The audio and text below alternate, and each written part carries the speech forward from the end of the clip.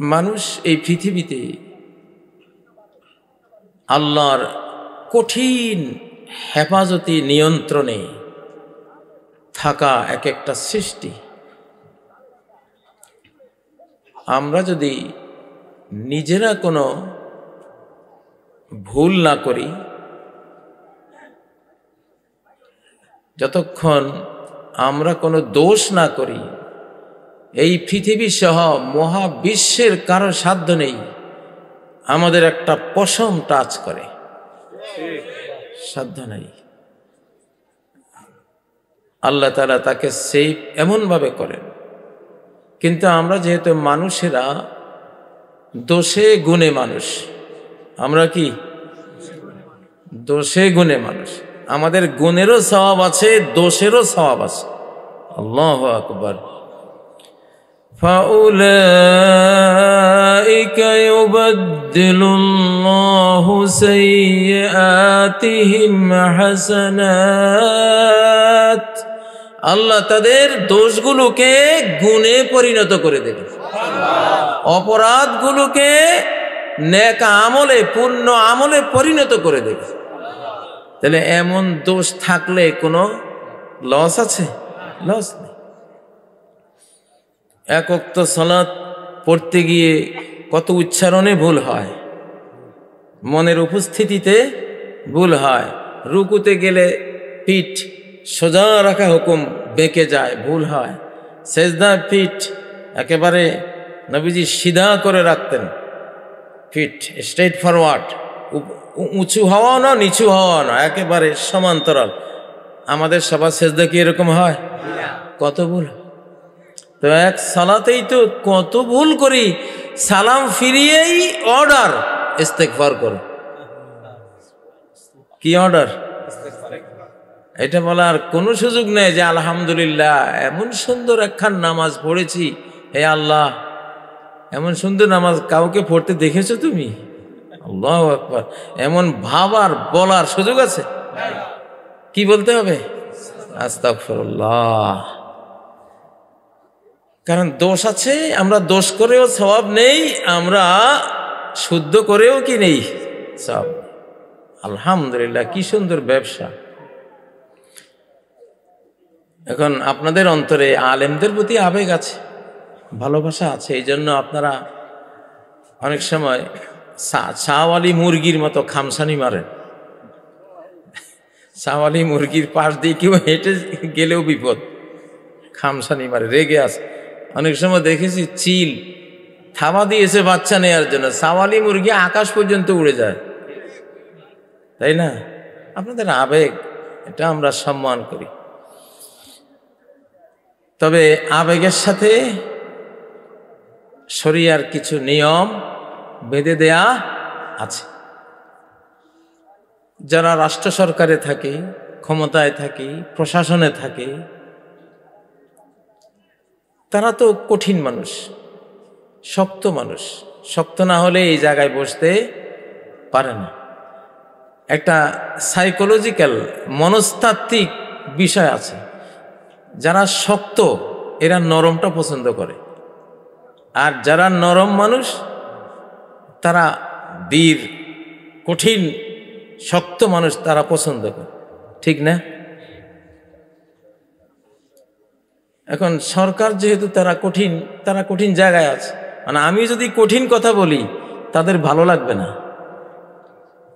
আমি অনেক পুলিশ ভাইদের সাথে কথা বলে দেখেছি, একটু সফট কর্নার কথা বললে হৃদয়ের দুয়ার খুলে ওরা শুনে, কিন্তু কঠিন কথা বললে খেপে যায়। কারণ আমি তো কঠিন, তুই আবার কোন কঠিন আমাকে দেখাবি, ঠিক না?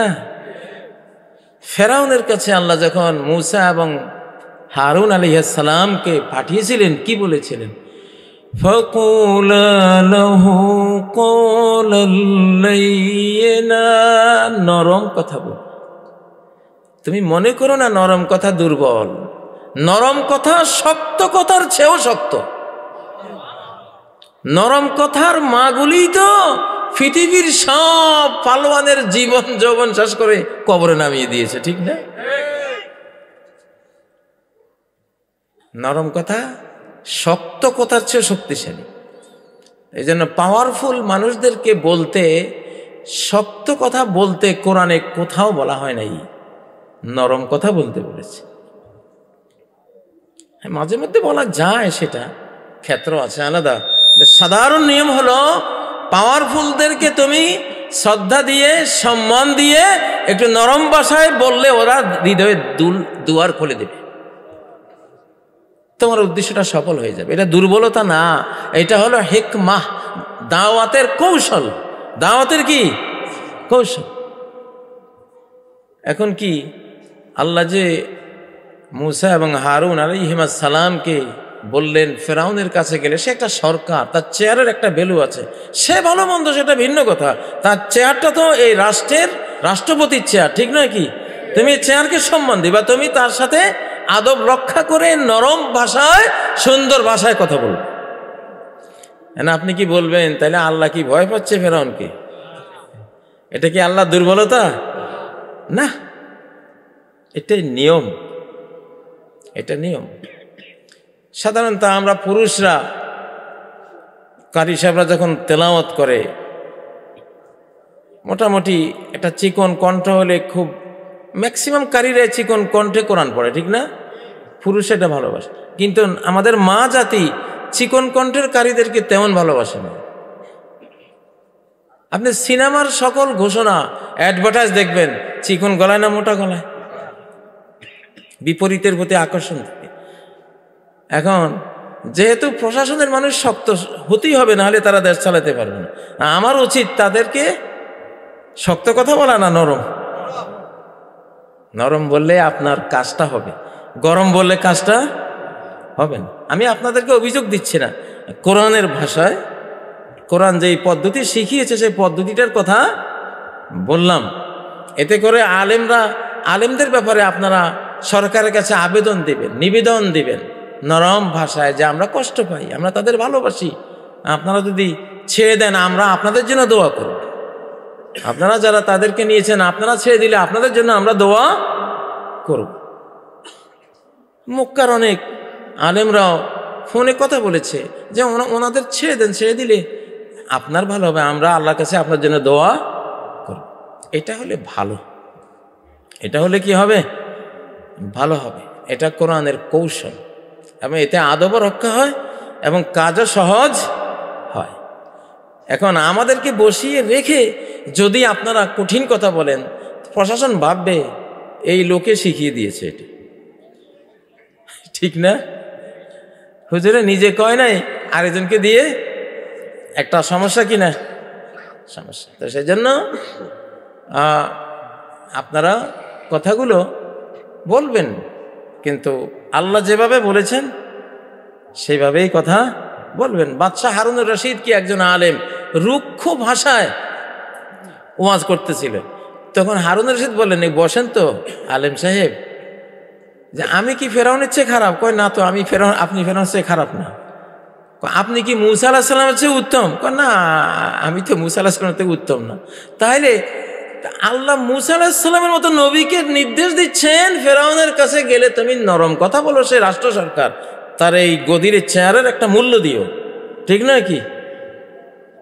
সে যদি 10 কোটি লোকের সরকার হয়ে থাকে, তাকে সম্মান দেয়া মানে 10 কোটি লোককে সম্মান দেয়া।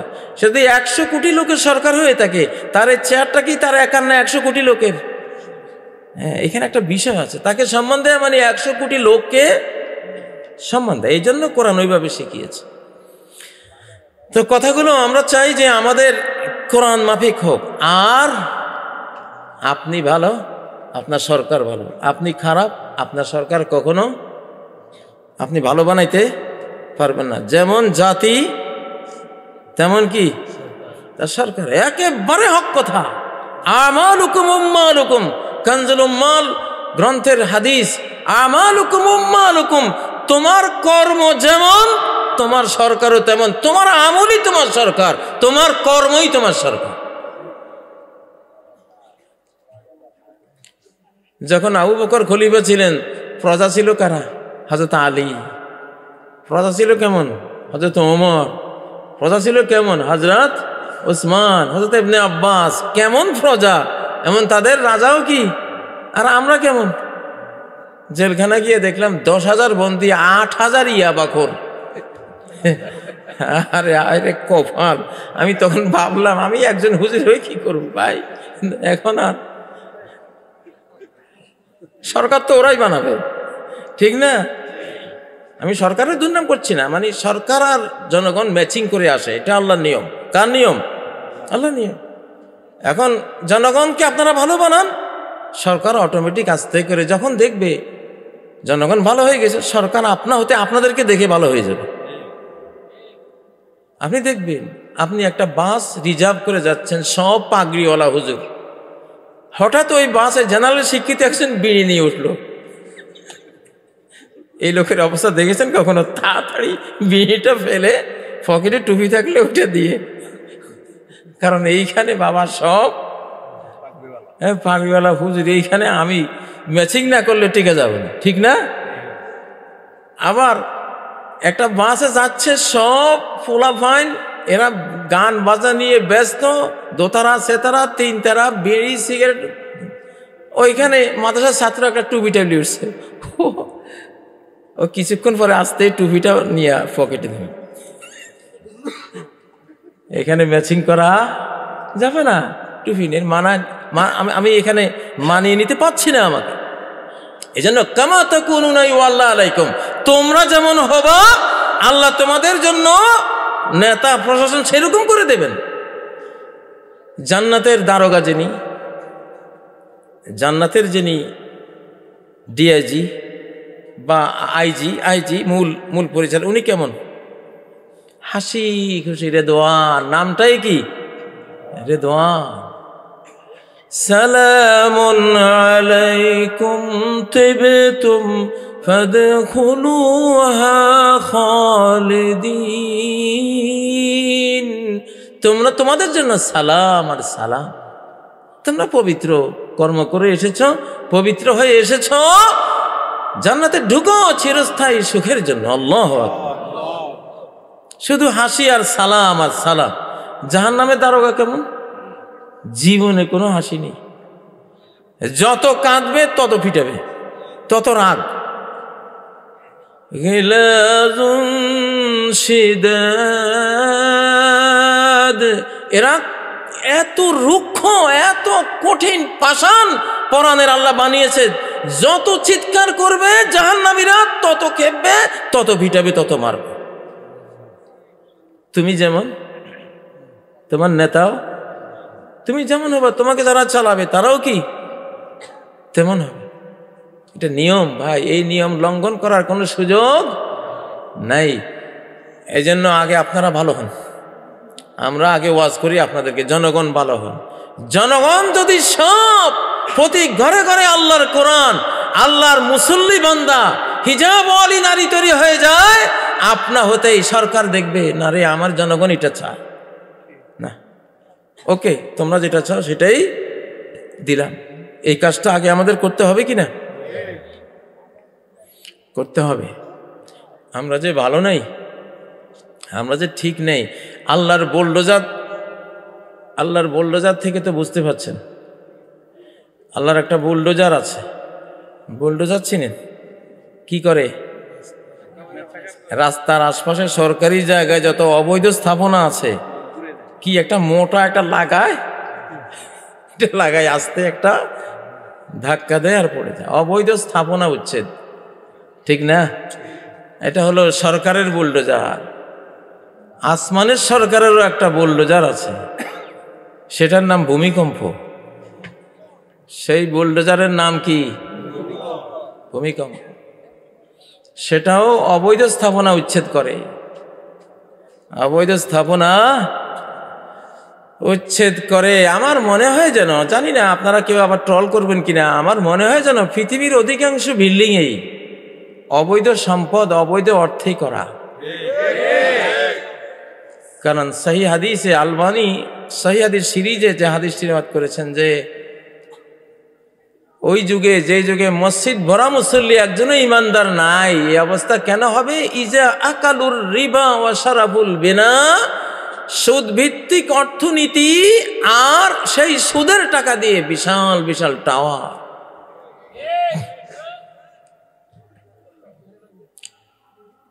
আল হারাম ও আসলুল খারাপ। নবীজি বলেছেন, ঘরে যদি তুমি হারাম ঢুকাও, এই ঘর উজাড় হবেই, বিরান হবেই, ধ্বংসস্তূপে পরিণত হবেই। যেহেতু আমরা মুসলিম জাতি, আমাদের আখিরাতে আযাব নাই, নবীজির উম্মত হিসেবে দুনিয়াতে আল্লাহ আযাব দিয়ে নিষ্পাপ করে নিয়ে যাবেন। ভূমিকম্পে মরলে শহীদ, সাহেবুল হাদিমে শহীদুন, যে কোনো বিল্ডিং ভেঙ্গে ভগ্ন ধ্বংসস্তূপের নিচে মারা গেছে, সে কি? যদি ঈমান থাকে সে শহীদ। উলামায়ে কেরাম ফতোয়া দিয়েছেন যে যদি ভূমিকম্পে সে মরে যায় ঈমান নিয়ে, ঈমান সহ, তাহলে সে কি? শহীদ। কিছু শাহাদাত আছে এগুলি ফ্রি পাওয়া যায়, কিছু শাহাদাত আছে কি পাওয়া যায়? ফ্রি পাওয়া যায়। সমাজ যখন ওরকম তৈরি হয় তখন এটা হয়। প্রিয় ভাইরা, মানুষকে সতর্ক করা পাপাচারের মুহূর্তে আর সুসংবাদ দেয়া পূর্ণ কর্মের মুহূর্তে, এটা নবীদের মিশন। এটা কার মিশন? ইন্নামা আনতা মুনজির, তুমি একজন সতর্ককারী, তুমি একজন সতর্ককারী। বাশীরুন ওয়া নাযীরা, তোমাকে প্রেরণ করেছি সৎকর্ম যারা করে সুসংবাদ দিবা, আর অসৎকর্ম যারা করে কি দিবা? ওয়ার্নিং দিবা, সতর্কীকরণ, বিপদ সংকেত জানাবা। ও ভাইয়েরা, এই জন্য আমরা যেই যুগে আছি, এই যুগে বাঁচার কতগুলো উপায় আছে কোরআন হাদিসে। এক নাম্বার সবচেয়ে বড় একটা উপায় হলো দোয়া। দোয়া কেমন দোয়া? হযরত হুযায়ফা রাদিয়াল্লাহু তাআলা থেকে একটি হাদিস সহিহ সনদে বর্ণিত, ইয়াতি আলাইকুম জামানুন লা ইয়ানজু ফিহি ইল্লা মান দাআ দুআ আল গরীক, একটা যুগ আসবে কেউ বাঁচতে পারবে না ওই লোক ছাড়া যে পানিতে পড়ে যাওয়া, সাঁতার জানে না, নিমজ্জমান, ডুবে যাচ্ছে, হাবুডুবু খাচ্ছে, নিঃশ্বাস বন্ধ হয়ে যাবে কিছুক্ষণের মধ্যে, ওই মানুষটা আল্লাহকে যেমন ডাকে এই রকম যে ডাকবে সে বাঁচবে। পানিতে পড়ে গেলে সাঁতার না জানা মানুষ প্রতি সেকেন্ডেই মৃত্যুর ভয় থাকে না? প্রতি সেকেন্ডেই মৃত্যুর ভয়। তখন সে প্রতি সেকেন্ডে তো ডাকে আল্লাহকে, নাকি ডাকে না? ডাকে। ও ভাইয়েরা, আল্লাহ তাআলা এইসব বিপদের মুহূর্তে আমাদেরকে কতগুলো মেসেজ দিয়েছেন যে এইভাবে আমাকে ডাকো, এইভাবে আমার কাছে দোয়া করো।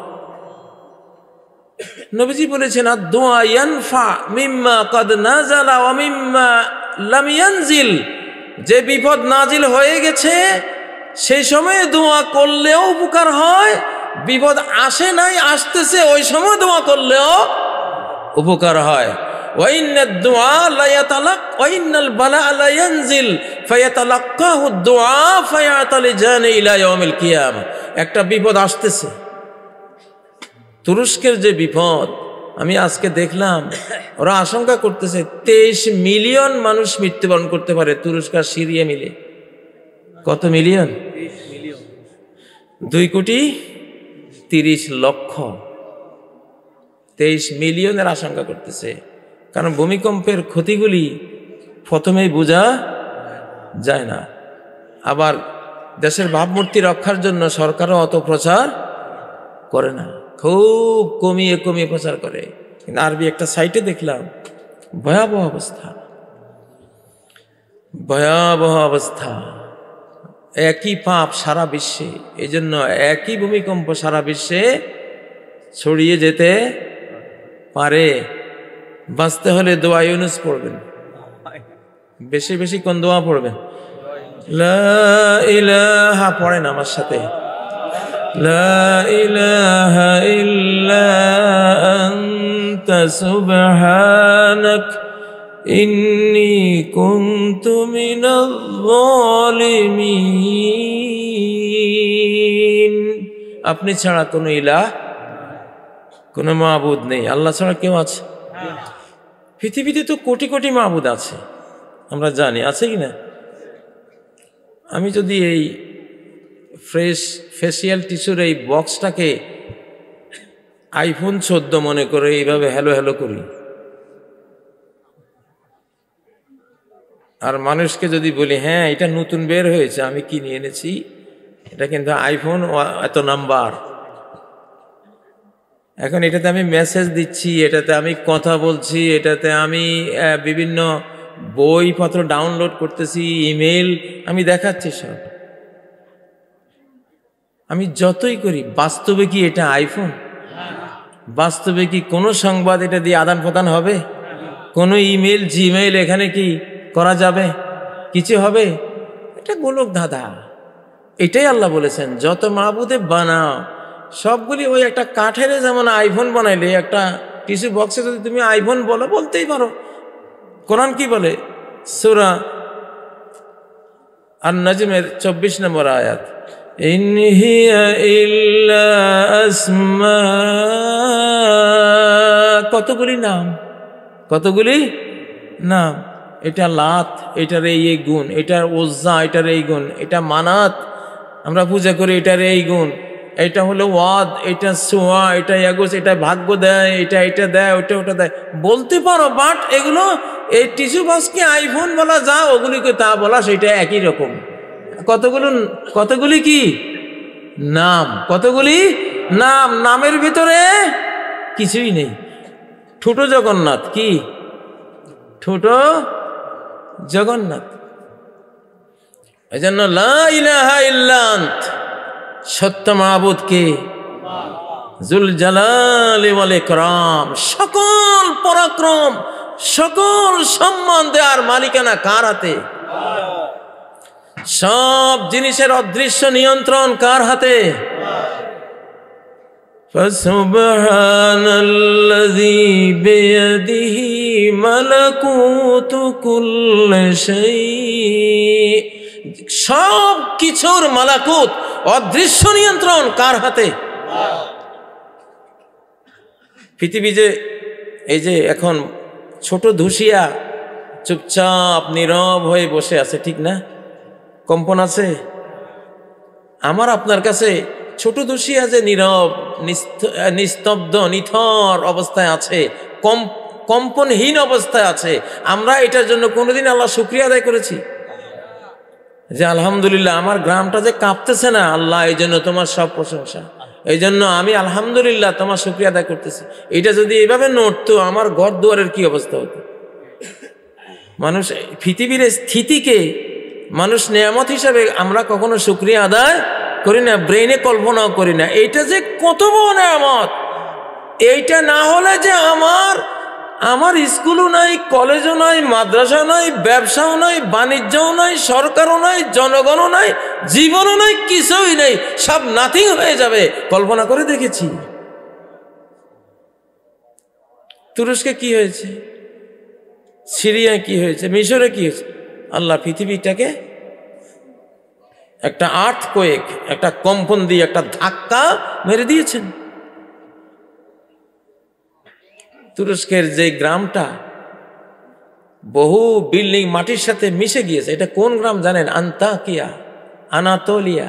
সূরা ইয়াসিনের মধ্যে যে গ্রামের কথা, সূরা ইয়াসিনে যে আল্লাহ বললেন, ওয়াদরিব লাহুম মাসালান আসহাবাল ক্বরিয়া, জনপদবাসী তাদের কাহিনী এদেরকে বলো। ইজ আরসালনা, যখন আমি তাদের কাছে পাঠিয়েছি দুইজনকে, ইজ আরসালনা ইলাইহিম ইসনাইন, সূরা এই যে ইয়াসিনের 13 নম্বর আয়াত থেকে একেবারে ইয়া পর্যন্ত 28 নম্বর আয়াত পর্যন্ত, যেই আন্তাকিয়া, আনাতোলিয়া, তুরস্কের যে অঞ্চলের কথা এইখানে আল্লাহ বলেছেন, এই এলাকাটাই, এই এলাকা অতীতে এখানে আল্লাহর দুইজন রাসূল প্রেরিত হয়েছিল তারা ডিনাই করেছে, না তোমাদের কথা আমরা মানি না। ফাআজ্জাজনা বিসালিস, তখন আমি তৃতীয় এক রাসূলকে পাঠিয়ে ওই দুইজনের হাত শক্তিশালী করেছিলাম, তারপরেও তারা মানল না। যখন মানল না তখন কি হলো, এখানে লম্বা কাহিনী। ওরা বলল যদি তোমরা আরো দাওয়াতি কাজ করো, পাথর ছুঁড়ে তোমাদের তিনজনের মৃত্যুদণ্ড কার্যকর করবে। একজন উপশহর থেকে ছুটে এসে বলল, কি বলল, ইয়া কওমি ইত্তাবিউল মুরসালিন, ও আমার জাতি, এই রাসূলগণকে তোমরা ফলো করো, তাদের কথা মান্য করো। এই আনাতোলিয়া, এই তুরস্কের এই শহরটা, আল্লাহু আকবার। দেখলাম স্যাটেলাইট থেকে তোলা ছবি, বিশাল বিশাল টাওয়ার ভেঙ্গে চুরমার হয়ে পড়ে আছে, আর মানুষগুলি ভিতরে কবর হয়ে গেছে। আমরা তো সেই বিল্ডিং বানিয়েছি কিনা, বাংলাদেশের যেগুলি, এগুলি 7.8 রিক্টার স্কেল লাগবে না, সব 2 নম্বর 3 নম্বর ইট, ছাগলের ঠ্যাঙের মতো এক একটা পিলার মাঝে মধ্যে দেখি। হায় হায়, এগুলো যে কি হবে ভাইয়েরা, বাঁচার জন্য শত শতবার গোটা পরিবার নিয়ে দোয়া ইউনুস পড়বেন, স্ত্রীকে বলবেন, কন্যাকে বলবেন, ছেলেকে বলবেন, নিজে পড়বেন, লা ইলাহা ইল্লা আনতা সুবহানাকা ইন্নী কুনতু মিনাজ জালিমিন। তিমির পেট থেকে যেমন ইউনুস আলাইহিস সালাম মুক্তি পেয়েছিলেন, আপনিও ইনশাআল্লাহ মুক্তি পাবেন। হযরত ওমর ইবনে আব্দুল আজিজ রাদিয়াল্লাহু তাআলা আনহু ভূমিকম্প থেকে বাঁচার জন্য রাষ্ট্রীয় ফরমানে বলেছিলেন, তোমরা এই দোয়া ইউনুস পড়ো। বাবা আদম যে দোয়া পড়ে ক্ষমা পেয়েছিলেন, সেই দোয়া পড়ো। কোন দোয়া পড়েন না, মনটারে একটু ভিজান না। রব্বানা যালামনা আনফুসানা ওয়া ইল্লাম তাগফির লানা ওয়া তারহামনা লানাকুনান্না মিনাল খাসিরিন। আল্লাহু আকবার, আল্লাহু আকবার। আল্লাহর কোরআন সকল যুগের সকল বিপদ থেকে বাঁচাবার মতো ব্যবস্থা করে রেখেছে কিনা। এই দোয়া পড়বেন। তারপরে ইস্তেগফার তো আছেই, আল্লাহ গ্যারান্টি দিয়েছেন ইস্তেগফার করলে আমি আযাব দেব না। একটা শিশুকে দেখলাম একটু আগে ধ্বংসস্তূপের ভিতর থেকে বের করতেছে, বাঁচার কোনো উপায় ছিল না। কে বাঁচিয়েছেন? আল্লাহ বাঁচিয়েছেন। একটা হাদিস আছে যে শেষ জামানায় এমন পাথর বর্ষণ হবে, লা ইউকিন্নু তুকিন্নু মিনহু বুয়ুতুল মাদার, ইটের বাড়ি ওই আযাব থেকে বাঁচাতে পারবে না। ইট নিজেই তো আযাব, ইট গায়ে পড়লে নিজেই তো কি, তাই না? আপনাকে একেবারে কিল করে ফেলবে। ওই যুগে বাঁচাবে বুয়ুতুল ওয়াবার, পশমের বাড়ি, চামড়ার বাড়ি, মানে তাবু। মানে কি, আপনি তাবু টানে একখানে আছেন, ভূমিকম্প যতই হোক তাবু গায়ে পড়লেও আপনি, আমি তো আমার নিজেকে নিয়ে চিন্তার মধ্যে আছি। যেখানে যাই সেখানে বিল্ডিং, যেখানে যাই সেখানে বিল্ডিং, গ্রামও এখন বিল্ডিং। কি অবস্থা। তো যাই হোক প্রিয় ভাইয়েরা, এগুলি হাসির জিনিস না। আজকে তুরস্কে যারা এই মহাবিপদে পড়েছেন, কেউ জীবনে খোঁজও পাবে না যে কত লক্ষ মানুষ এই ধ্বংসস্তূপের নিচে হারিয়ে গেছে, পৃথিবী থেকে চলে গেছে, খোঁজ খবরও আমরা পাবো না। ফাতাবিরু ইয়া উলিল আবসার, আরেকজনের ধ্বংস দেখে ও চক্ষুওয়ালারা তোমরা উপদেশ গ্রহণ করো, শিক্ষা গ্রহণ করো। আমি গতকালও বলেছিলাম 3 পাপে ভূমিকম্প আসে, বেশিরভাগ কয় পাপে? অবাধ গান বাদ্য বাজনা। আগে বাংলার ঘরে ঘরে ভোরবেলায় রাত্রে কোরআন তেলাওয়াতের শব্দ পেতাম, এখন সেই জায়গায় গান বাজনা, ফেসবুক, মোবাইলে, টেলিভিশনে আছে তো প্রযুক্তি। হযরত আয়েশা সিদ্দিকার হাদিস রয়েছে, ইমাম ইবনে আবি দুনিয়া বর্ণনা করেছেন যে জিনা, যখন বিবাহিতা স্ত্রীকে মানুষ যেমন কাছে নেয়, পুরুষরা যখন অবিবাহিত একজন মহিলাকে তার স্ত্রী নয় স্ত্রীর মতো তার সাথে বিহেভ করবে, ব্যবহার করবে, তখন ভূমিকম্প আসবে। কোন তো আমাদের সমাজে আছে না? কোন স্কুল, কোন কলেজ, কোন ইউনিভার্সিটি আছে যেখানে এটা নাই? যে এই কথা এখন বলা হয় না যে মেয়ের কোনো ছেলে বন্ধু নাই সেই মেয়েকে তিরস্কার করা হয়, যে ছেলের মেয়ে বন্ধু নাই তাকে অপদার্থ বলা হয়, ঠিক কিনা? জিনার বিভিন্ন রূপ, জিনার বিভিন্ন রূপ, মানব জাতির ধ্বংসের কারণ যে নোংরা কাজগুলো, তার মধ্যে অন্যতম একটা কাজ হলো এই কাজটা। এই তো অবাধ করোনা মহামারীর চেয়েও এই মহামারীর আক্রান্তের সংখ্যা বেশি না কম? জিনা একটা মহামারী। এই মহামারীতে করোনায় আক্রান্ত যত কোটি মানুষ হয়েছে তার চেয়ে বহু বহু বহুগুণ বেশি আক্রান্ত এই মহামারীতে, ঠিক না? অতএব ভূমিকম্প যে আমাদের পাওনা হয়ে গেছে বিশ্বাস হয়? বড় এক কারণ। দ্বিতীয় কারণ, ও দরাবুবিল মাআজিব, কোরআন নাই, বাদ্যযন্ত্র নিয়েই প্রায় যুবকের দেখি এখন এত বড় বড় কি জানি এগুলির বলে, এগুলি কাঁধে করি, মনে যেন পুলিশ যাচ্ছে। গিটার না, গিটার, গিটারে তোমাকে গিট ভাঙবে, গিটার, হাঁটুর গিট। ভূমিকম্পে আল্লাহ কয় রাখ, আমার কোরআন বাদ দিয়া গিটার তুলে নিয়েছিস। আল্লাহ সব দেখেন, সব কিছু অবজার্ভ করতেছেন। আল্লাহু আকবার। আপনিও আপনাকে অত জানেন না, আল্লাহ যত জানেন। অদৃশ্য নিয়ন্ত্রণ কারো হাতে নাই, উপরেরটা শুধু আপনি চালান। টোটাল নিয়ন্ত্রণ কার? আল্লাযীনা ইউমিনুনা বিল গায়ব, যারা অদৃশ্যে বিশ্বাস করে, অদৃশ্য আল্লাহর ক্ষমতা বিশ্বাস করেন, বিশ্বাস করেন এই মহাবিশ্বকে এক কোণ বলে নাই করে দিতে পারেন।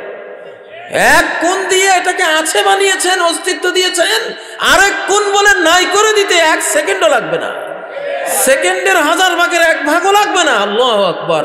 এমন ক্ষমতা আল্লাহ, ঠিক না?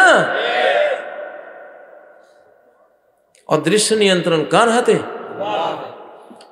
তাহলে যখন গিটার, দোতারা, সেতারা, এইটা সেটা সব বাদ্যযন্ত্র, এখন কোরআনের উস্তাদ রাখে 3000 টাকা দিতে গড়িমসি করে, 15-20 তারিখে দেয়। আর গিটারের উস্তাদের বেতন কত? 10,000, 15,000, বুঝেন না? মাসের 1 তারিখে পেইড। অতএব ভূমিকম্প আল্লাহর বুলডোজার তোমার উপরে আসবে না তো কার উপরে আসবে? আল্লাহর বুলডোজার। কয়টা বিল্ডিং হালাল টাকা দিয়ে হয়েছে বলতে পারেন?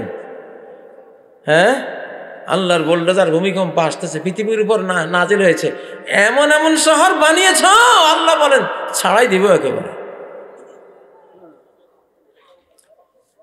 وَإِن مِّن قَرْيَةٍ إِلَّا نَحْنُ مُهْلِكُوهَا, এমন কোন শহর, বন্দর, রাষ্ট্র নাই যার পরিকাঠামো আমি কিয়ামতের আগে ধ্বংস করে দেব না।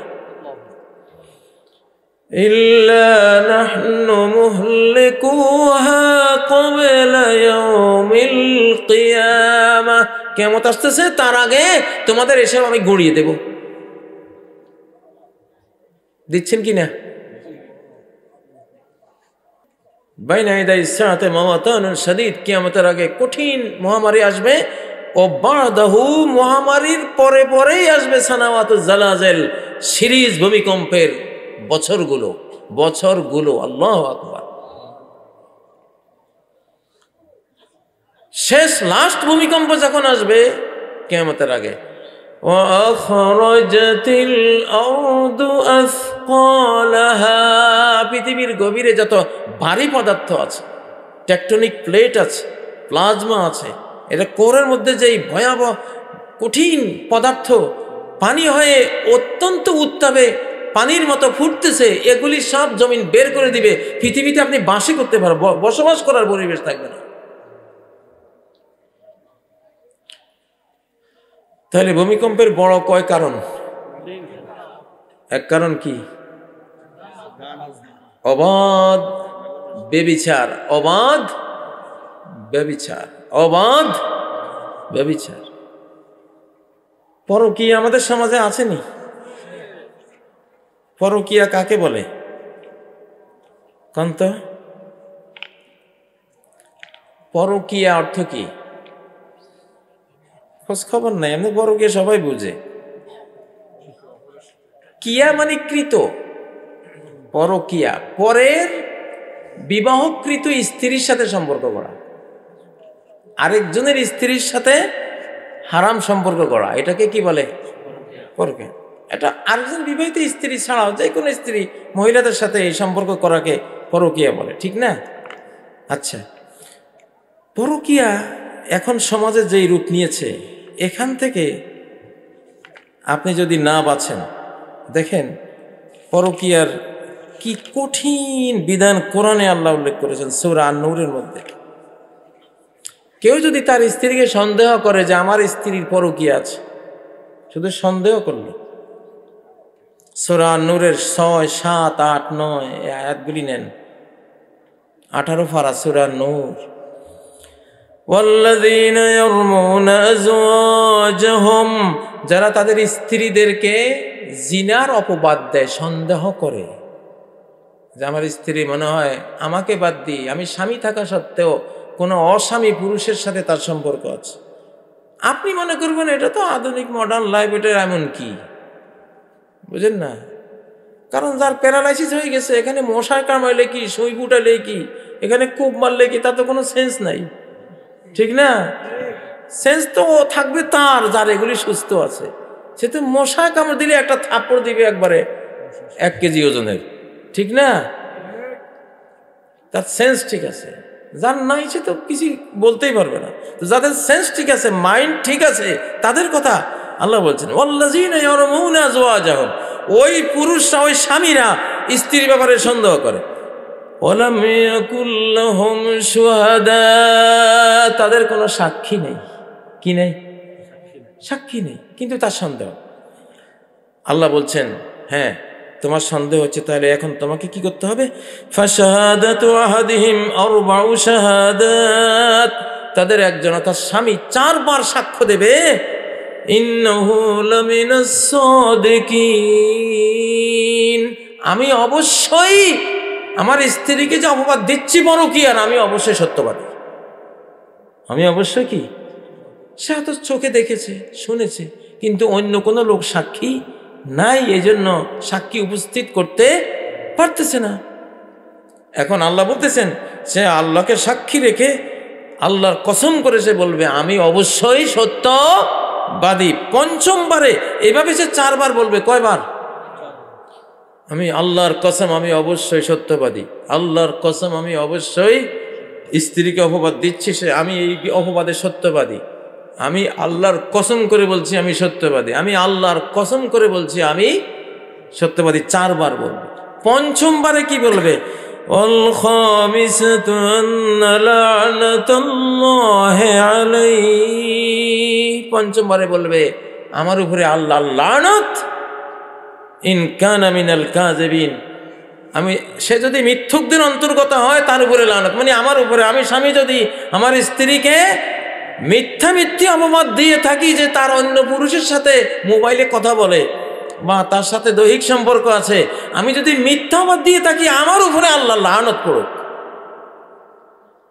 কি কঠিন ব্যাপার! আল্লাহু আকবার।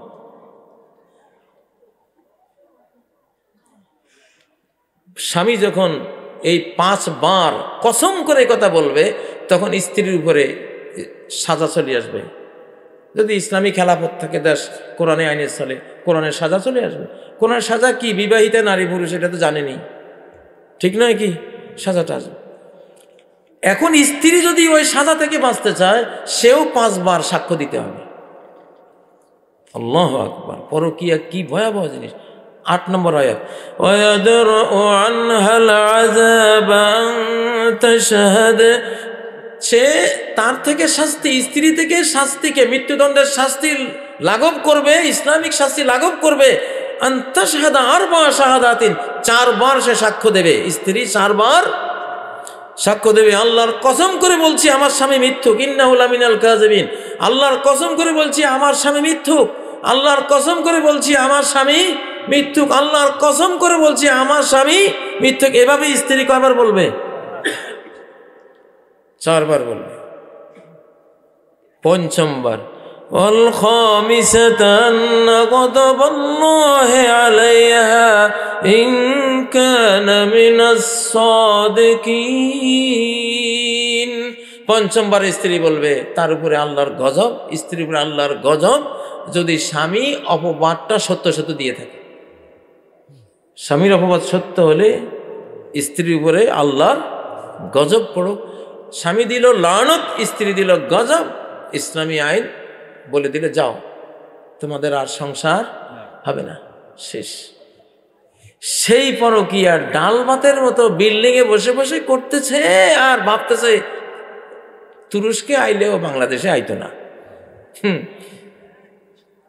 কোন কার বরকতে, কোন কোরআন মাহফিলের বরকতে, কোন আল্লাহওয়ালা কারি সাহেবদের বরকতে, কিসের বরকতে যে আগে তুরস্কে আইছে আল্লাহ জানে। আমার মনে হয় এই দেশে আলহামদুলিল্লাহ যে কোরআন চর্চা হয়, এই যে এখন একটা মাহফিল, পৃথিবীর কোথাও নাই, পৃথিবীর কোথাও এই তাফসির মাহফিলগুলি এইভাবে নাই। এটার উপকার বাংলাদেশের জনগণ পাবে, বাংলাদেশের সরকার পাবে, প্রশাসন পাবে, সবাই পাবে, পাবে না? করোনার সময়ও কিন্তু এই জিনিসগুলি আমাদের অনেক সেভ করেছিল, ঠিক না? ও ভাইরা, কিন্তু তওবাহীনভাবে যদি পাপাচারের পরিমাণ বেড়ে যায় তখন আঘাতটা আসবে। তাহলে পরকীয়া ইসলামে বৈধ না অবৈধ? কেমন বৈধ? সর্বনাশা বৈধ, লানত আর গজব খাওয়া অবৈধ, এবং সংসার ভেঙে যাবে, থাকবে না। খবরদার, কোন স্ত্রী আরেকজনের স্ত্রী কখনো সে অন্য কোনো পুরুষের সাথে সম্পর্ক রাখতে পারবে না, কঠিনভাবে হারাম, লানতযোগ্য, অভিশপ্ত সম্পর্ক এটা। এইসব সম্পর্কে তার দিনও যাবে, দুনিয়াও যাবে, আখেরাত সবকিছু বরবাদ হয়ে যাবে। তাহলে ভূমিকম্পের বড় দ্বিতীয় কারণ, একটা কারণ ছিল অবাধ জিনা, দ্বিতীয় কারণ ছিল অবাধ বাদ্য বাজনা, তৃতীয় কারণ ওয়াশারিবুল খুমুর, পানির মতো, শরবতের মতো মদ পান করুন। আছে না নাই? কেমন আছে? এই দেশে প্রায় 1 কোটি তরুণ তরুণী এইসব নেশায় আক্রান্ত। তওবা করো বাবারা, তওবা করো, আল্লাহর কাছে ক্ষমা চাও। আল্লাহ আমাদের তোমাদের বাঁচান। আল্লাহ ঘৃণা করেন এইসব পাপকে, ঘৃণা করে পৃথিবীকে কম্পিত হওয়ার কমান্ড দেন, পৃথিবী কেঁপে ওঠে। এগুলি আমাদের সমাজটাকে ভিতর থেকে খেয়ে ফেলতেছে।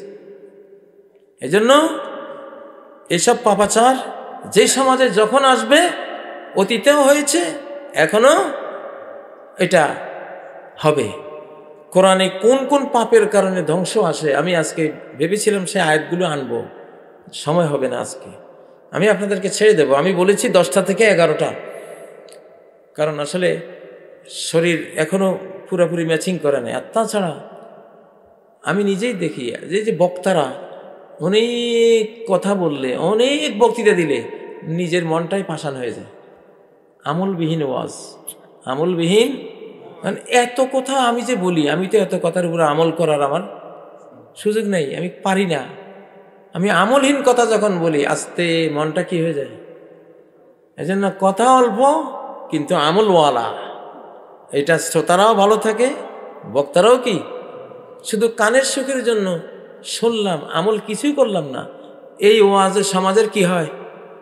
ক্ষতি হয়। তাই ক্ষতিটা আমরা করতে চাই না। কিছু এনার্জি আমলের জন্য থাকুক, ওয়াজ করতে করতে করতে এনার্জি 100 ভাগ ছিল, 100 ভাগ খেয়ে ফেলছি, সে আমল করবে কি দিয়ে? আমলেরটাও খেয়ে ফেলেছে, ঠিক না? মোবাইল ব্যবহার করতে করতে করতে একটা মেসেজ করার জন্য ব্যাটারি চার্জ রাখিনি। এখন বিপদের সময় একটা মেসেজ করবো, ওই চার্জটাও নাই। ঠিক না? মাহফিলগুলির অবস্থা যদি এমন হয়, বক্তারা ওয়াজ করতে করতে শ্রোতার চার্জ যা ছিল সব শেষ। এখন সে বাড়িতে গিয়ে শুধু ঘুমাবে, কিছুই মন নয় আমল করারও, আর তার কই নাই কোনো এনার্জি। ওয়াজ মাহফিল এরকম হওয়া উচিত না, কিছু চার্জ থাকুক। আমার 11টা বেজে গেছে। আমার অভ্যাস, আমি জানি না, আমি অন্য কোনো বিষয় নিলেও আমার বিষয় এগুলি আসে। এটা যেন আমি মজবুর, এই বিষয়গুলির সামনে আমি অসহায়। আল্লাহ কেন আমাকে এগুলি বলান? আমি শিশুকাল থেকে এরকম। আমাকে আপনি ওয়াজে নিলে আমি কিয়ামতের ওয়াজ করবই। ইমাম মাহদি ঈসা আলাইহিস সালাম কোনখানে কি হয়েছে এগুলি আমার, এটা কিউরিওসিটি আর কি, এগুলি আসবেই মুখ দিয়া। তো এই জন্য আমাকে কেউ দোষ দিবেন না, সমালোচনা করবেন না, কারণ সব সাইডেরই কিছু বক্তা দরকার আছে না নাই? সেফটি ফার্স্ট, সবসময় সেফটি ফার্স্ট। এবাদতেরও আগে হলো নিরাপত্তা, কারণ আপনি নিরাপত্তাই নাই, জানে হারাইছেন, নামাজ পড়বেন কেমনে? ঠিক না? এই জন্য সূরা ইব্রাহিমের 35 নম্বর আয়াতে ইব্রাহিম আলাইহিস সালামের দোয়ার প্রথম কথাটা কি? রব্বি জাল হাযাল বালাদা আমিনা, হে রব এই দেশকে আপনি নিরাপদ করেন, এই শহরে জনপদকে নিরাপদ রাখেন। নিরাপত্তার দোয়া করার পরে বলছেন ওয়াজনুবনি ওয়া বানিয়া না'বুদাল আসনাম, আমাকে আমার সন্তান সন্ততিগণকে আপনি মূর্তি পূজা থেকে হেফাজত করেন। ধর্মের ওয়াজ করেছেন পরে, আগে নিরাপত্তার ওয়াজ, নিরাপত্তার দোয়া করেছেন। আল্লাহ তৌফিক দান করুন।